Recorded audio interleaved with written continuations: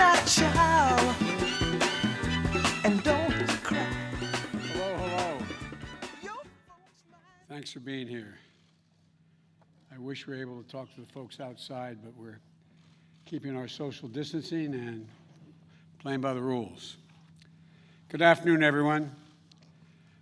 To me and my fellow Americans, now let me introduce to you, for the first time, your next Vice President of the United States, Kamala Harris. Kamala, the floor is yours.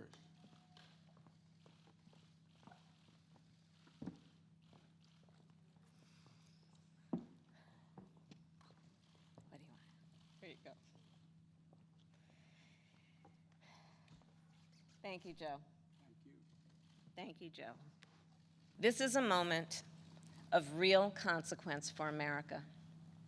Everything we care about, our economy, our health, our children, the kind of country we live in, it's all on the line. We're reeling from the worst public health crisis in a century. The president's mismanagement of the pandemic has plunged us into the worst economic crisis since the Great Depression. And let me tell you, as somebody who has presented my fair share of arguments in court, the case against Donald Trump and Mike Pence is open and shut. Just look where they've gotten us. More than 16 million out of work. Millions of kids who cannot go back to school.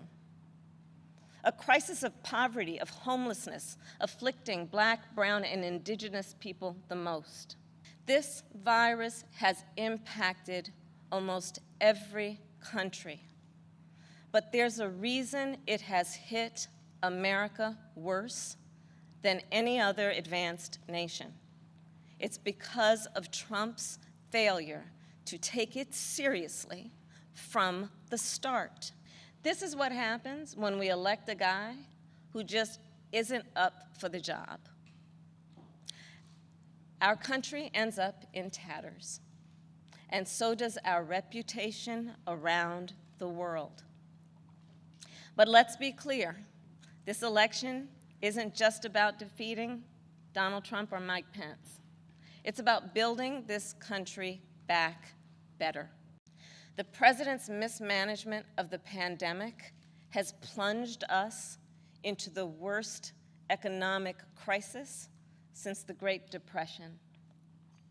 And we're experiencing a moral reckoning with racism and systemic injustice that has brought a new coalition of conscience to the streets of our country, demanding change. America is crying out for leadership. Thank you, and may God bless the United States of America.